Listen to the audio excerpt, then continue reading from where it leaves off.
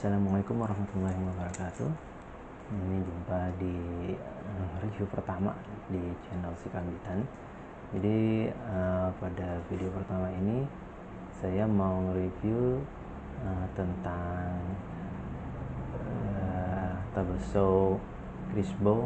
Ini yang table saw ini saya yang pertama. Ini saya juga belum pernah menggunakan table saw sebelumnya, dan ini yang kali pertama ya saya membeli dan menggunakan table saw.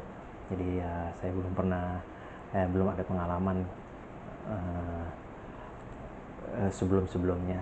Tapi di sini saya coba untuk berbagi, sharing lah ya. Jadi saya bukan maksud menggurui ya, karena saya benar-benar belum pernah menggunakan table saw sebelumnya, dan saya ini baru beli ternyata bukan bulan Februari ya. Di video sebelumnya saya bilang bulan Februari, ternyata tapi tanggal 1 Maret. Jadi pas tanggal 28 seingat saya udah ke S1R untuk melihat-lihat gimana sih bentuk table saw Crisbo ini. Kemudian saya akhirnya pada tanggal 1 Maret memutuskan membelinya. Sebelumnya saya review dulu ya, jadi tentang mengapa saya membeli table saw Crisbo ini. Jadi yang pertama itu setelah saya cek di review-review di YouTube, baik di blog atau ya dan lain sebagainya, saya coba-coba cari sampai pada kesimpulan yang saya butuhkan itu table saw ya, dengan blade-nya itu 10 inci. Kemudian saya filter lagi dan akhirnya dapatlah 4 kandidat. 2 kandidat yang itu yaitu modern Ryu itu di harga 2 juta, hampir 2 juta ya, sekitar 18 lah, 19 di luar ongkos kirim gitu. Kemudian selanjutnya Stanley itu di harga 3 jutaan kayaknya, belum ongkos kirim. Kemudian yang terakhir di World itu di harga 5 jutaan. Tapi rasanya kalau di World untuk pemula seperti saya ya, namanya belum pernah menggunakan, rasanya belum siap kali ya untuk ngeluarin uang 5 juta untuk table saw.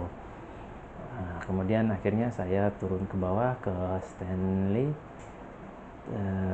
itu di harga 3 jutaan. Saya hampir beli waktu itu, tapi kemudian yang pas tanggal 28 Februari itu saya coba ke Crisbo, ketemulah ini table saw ini di harga 2.500.000. Nah di situ saya makin bimbang.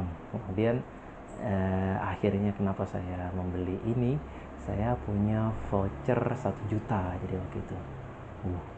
Jadi dari 2.550.000 itu diskon 10% ya. Saya lagi dapat diskon 10%. Emang lagi eventnya diskon 10% itu yang buat khusus table saw Crisbo ini. Kemudian jadi harganya sekitar hampir 2,3 kalau nggak salah. Kemudian saya ada voucher 1 juta, jadilah ini table saw ini seharga 1,3 ya. Saya pikir-pikir ya 1,3 dibandingin Rio modern yang harganya 1,9, ya kenapa nggak beli yang ini ya, yang jelas rasa-rasanya udah di atas mereka berdua gitu. Kalau untuk Stanley saya yang 3 jutaan saya kurang tahu ya, karena saya belum pernah sama sekali melihatnya, memegangnya juga nggak pernah, hanya lihat dari YouTube aja review teman-teman pengrajin yang udah hobi kayu gitu. Nah, oke. Itu alasannya kenapa saya membeli. Pas lagi saya membeli itu karena saya belum pernah, nggak tahu cara menggunakan atau cara merakit table saw, jadi saya meminta orang S1R-nya untuk merakit. Dan maafin ya untuk tim S1R, ternyata rakitannya gimana ya, tidak kurang memuaskan lah gitu ya. Jadi saya harus meraba-raba sendiri lah gitu, men-setupnya, men-tanningnya, ya ngebikin supaya pas gitu dengan yang saya inginkan. yang perlu pertama kali diperhatikan yaitu tentang kaki-kakinya ini yang ada di bagian bawah ini ya. Ternyata mereka ada settingnya itu salah, jadi satu ke sini satu ke sini gitu, jadi agak bengkok untuk kaki-kakinya gitu. Oh ya, sebelum kita bicara tentang setting-settingan, kita bahas dulu tentang blade-nya dia, spesifikasi dari si table saw ini yang Chris Bow. Bentar ya.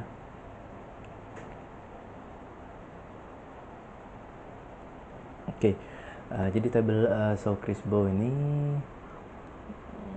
dia wattnya 1500, cukup besar ya. Jadi kalau yang wattnya 1300 rasa-rasanya ya jangan pilih table saw ini. Tapi kalau yang 2200 mungkin bisa, tapi ya dicek juga ya kalau peralatan-peralatan di rumahnya mungkin AC dimatikan ya dan lain sebagainya. Selanjutnya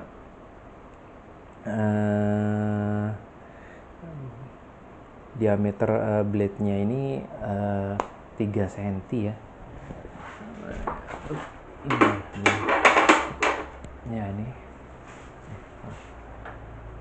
Ini ya, ini jadi di sini nanti blade-nya ditaruh tuh, kita gunakan yang 3 cm di sini. Kemudian main table size, kapasitas paling tinggi itu 8 cm dalam posisi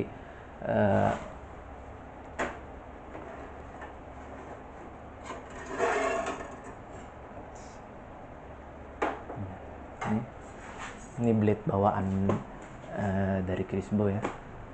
Jadi dia ininya diameter lubangnya 3 cm, kemudian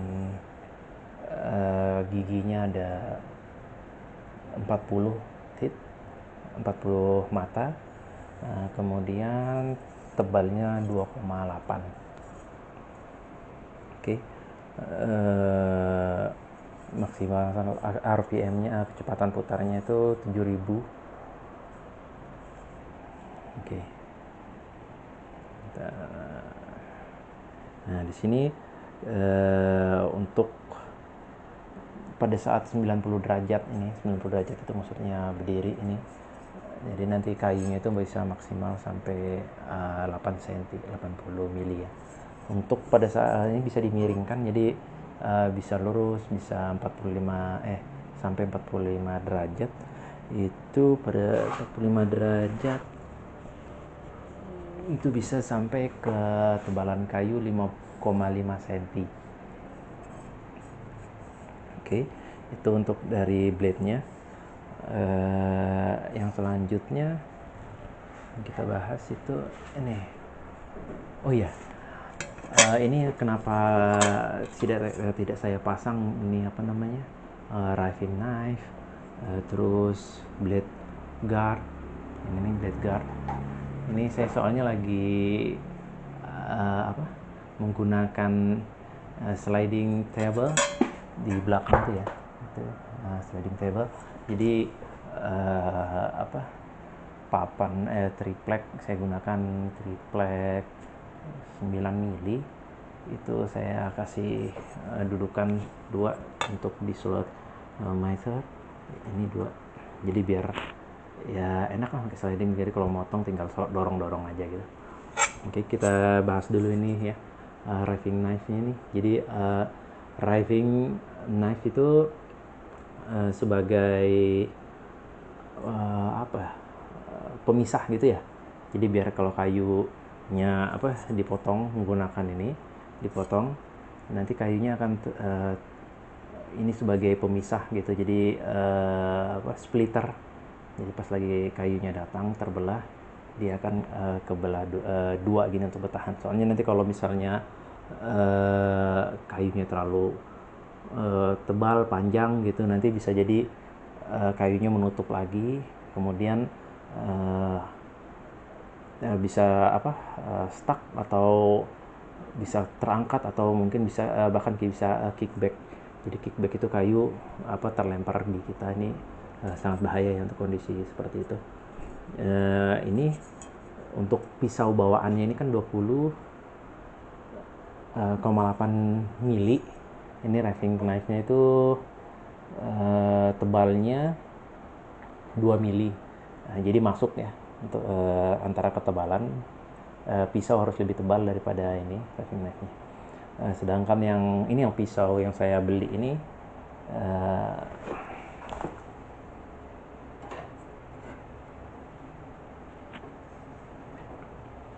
yang ini tebalnya 1,8 ya. Jadi tipis. Jadi saya sebenarnya karena pertama beli ya malum ya, jadi nggak tahu gitu ya, harus bahwa pisaunya itu harus lebih tebal daripada raving knife-nya ini.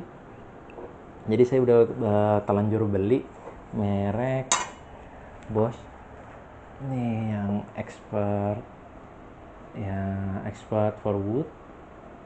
Dia tebalnya 1,8 dan saya harus mencari yang 3 cm juga nih lubangnya. Ini ada adapternya juga buat 2,4. Sini adapter biasanya ada di pojok kiri sama di sebelah kanan gitu ya. Oke. Nah, oh iya, jadi karena ini 2 cm, ini 1,8, jadi masih bisa ya. Jadi saya coba sih selama ini memotong ya, dia masih bisa terbelah. Cuman kalau misalnya make sliding table, jadi ada buat slide-nya, ada meja pendorongnya lagi, itu ini nggak bisa dipakai nih. Jadi makanya kenapa ini saat ini belum dipakai ya, karena saya menggunakan sliding table, jadi nggak bisa masuk ini karena di sini ada penghalangnya juga. Ini ada buat sangkutan di blade guardnya.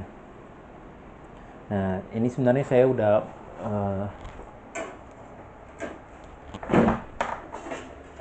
ini saya udah membeli ini besi bekas sebenarnya. Ya daripada saya beli besi baru ya harganya mahal.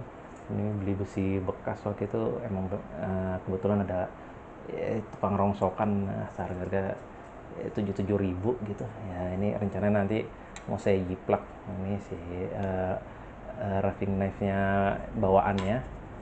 Jadi hanya nanti saya potong segini doang ini yang platnya ini 2 mili. Jadi nanti rencananya sih mau saya tipisin lagi, entah pakai gerinda atau pakai apa ya gitu, biar dia bisa lebih tipis dari 2 mili. Jadi begitu pisau sama raving knife-nya ini udah cocok lah gitu. Walaupun selama ini sih 2 mili oke-oke aja ya. Gitu. Nah, ini malah jadi ngebahas blade ya. sorry. Aduh. Oke. Yang selanjutnya yang perlu disetting ini adalah posisi dari raving knife-nya nih. Jadi kalau pas saya beli pas baru datang itu salah pasang. Jadi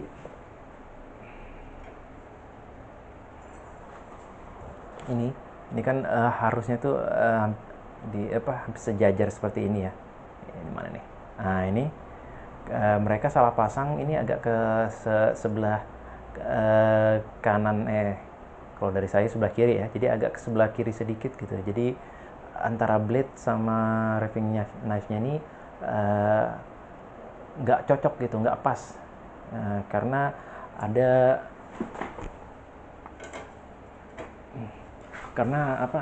ring, dia tuh salah pasang di sini. Seharusnya kan dia menempel di plat, ada di gambar itu ya. Nanti saya kasih gambar itu, bisa dilihat, ada fotonya. Jadi ini tuh harusnya menempel di sebelah sini dari mejanya ini.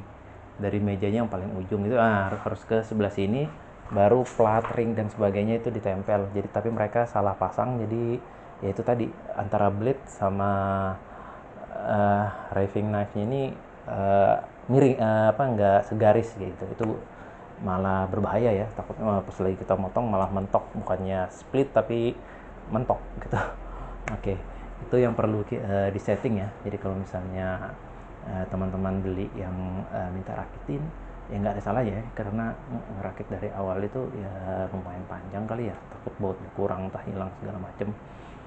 Kalau jadi pas kalau lagi pulang ya udah dikirim barangnya, yang pas lagi beli di hardware fasilitas free ongkir ya, itu jangan lupa yang pertama di setting kaki-kakinya ini, takut tadi salah. Yang kedua ini setting riving knife-nya ini harus dicek, dibuka aja ininya nih, yang ininya, penutupnya ini dibuka. Ini ada 8 baut, jadi di situ nanti bisa dilihat posisinya udah pas atau enggak, kayak gitu. Selanjutnya ini adalah blade guard. Ini blade guard. Nah, sebenarnya saya suka nih blade guardnya. Dia transparan, jadi kita bisa tahu kayu itu ada di posisinya di mana. Kemudian bentuknya pun saya suka ya, ini ada slotnya ini. Jadi dia bisa terangkat seperti ini. Di sini juga ada fasilitas buat penghisap debunya. Ini enak nih buat kalau misalnya menggunakan blade guard ini, selain lebih aman tangannya, jadi kalau nggak sengaja ini mentok di sini kan nggak langsung ke blade-nya. Jadi, dan ini ada penghisap debunya ini lumayan, jadi ada 2 gitu ya, dia split di bawah. Ini kebetulan saya nyopot nih. Ya ini seperti ini gitu.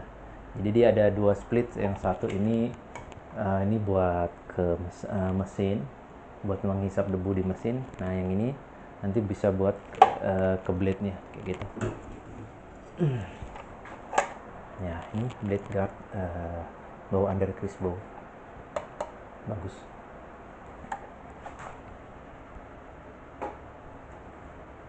Oke, apa lagi ya? Oh ini, bentar saya ambil.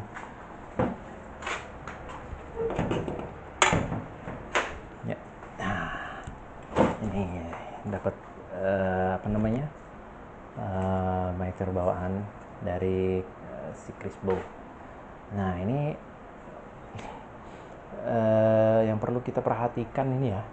Jadi pada saat kita nerima ini jangan langsung asal pakai aja ya. Jadi kita harus nge-settingnya dulu. Di sini kalau dilihat ada kayak besi penunjuk ini ya. Kalau di sini posisinya 90 nih. Ada besi ini kayak ada plat kecil gitu, ini ada skrup. Nah ini harus diputar. Kadang dia kalau itu agak miring pas lagi bawaan, jadi ya mungkin settingnya masih kurang pas. Jadi di sini bisa disetting gitu ya, dia harus tegak lurus, harus lurus gitu. Ini soalnya bisa ke kanan ke maju gitu.